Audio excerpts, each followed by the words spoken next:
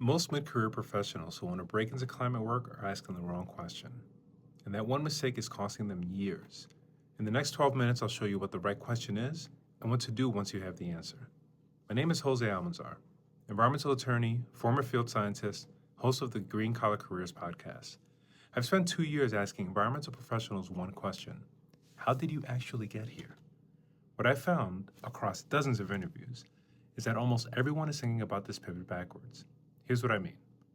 The question, is it too late, assumes that environmental careers belong to people who started early, who got their environmental science degree at 22, who interned at the EPA before they could drive. That assumption is false. Across dozens of interviews with environmental professionals, these are lawyers, engineers, consultants, communications directors, not one of them planned their career, not a single one.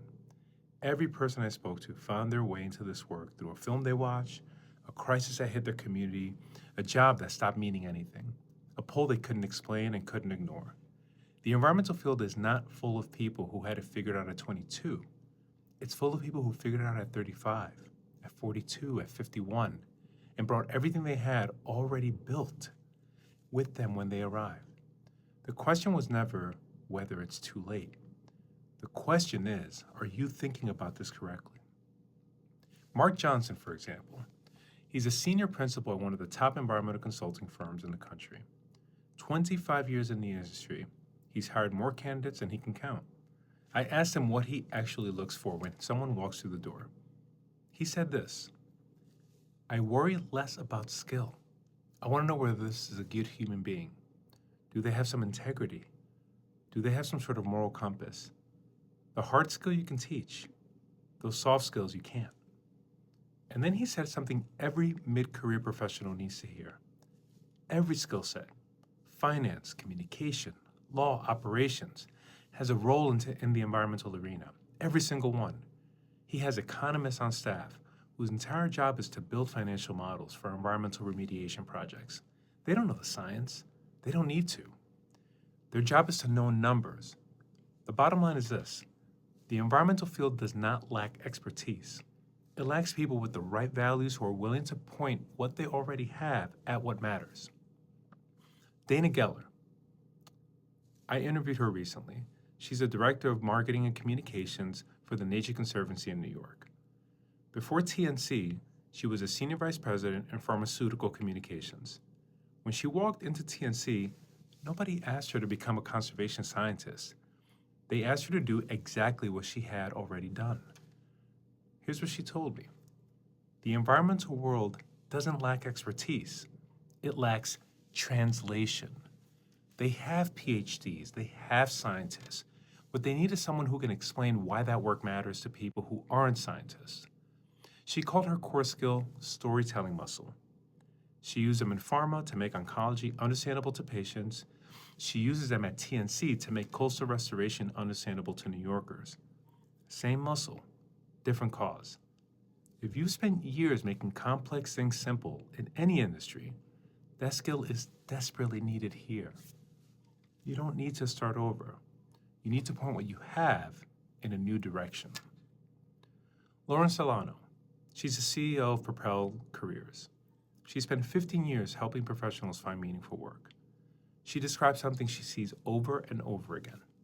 Someone starts a job search with confidence. They apply, they hear nothing. They apply more, still nothing. And somewhere in that process, they start to believe they have nothing to offer.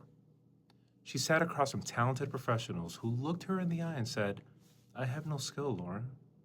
I'm not useful to anyone. These are not incompetent people. These are people who made one critical mistake. They went external before they went internal.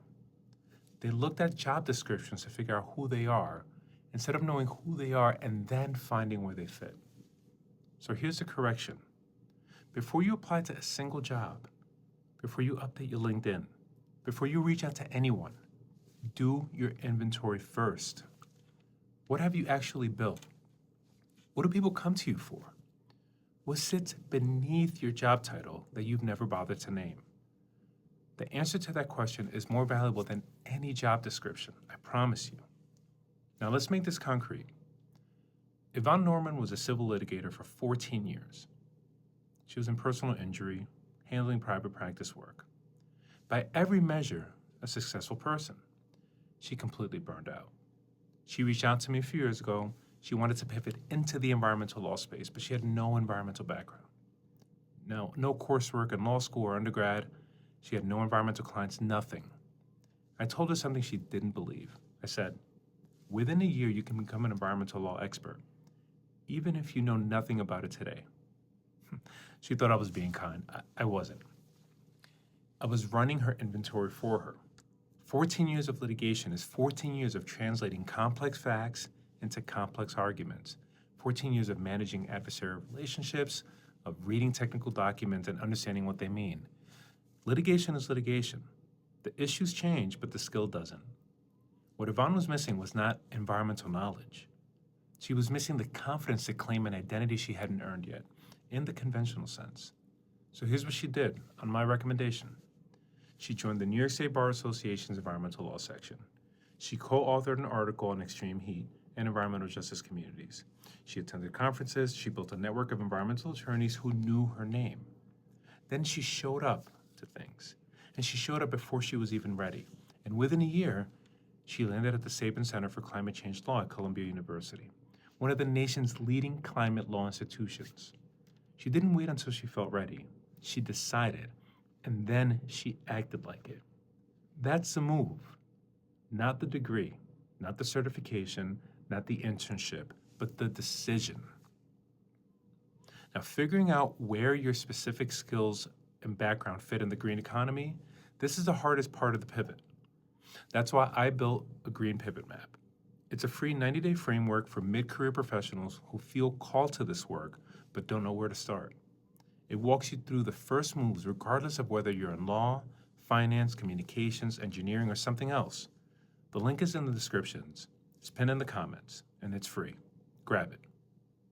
So, is it too late? No. But the real question, the one worth asking, is this. Are you willing to stop waiting for permission to become the thing you already are? The field needs you, not a younger version of you, not a version with a different degree. It needs you, with everything you've already built, pointed at what matters. The next video I'm going to show you is a 5-stage framework I built from dozens of interviews on my podcast. Every stage catches a mistake that most people make on this pivot without knowing it. If you're serious about making this move, you need to see stage 2 before you do anything else. Make sure to subscribe. I'll see you then.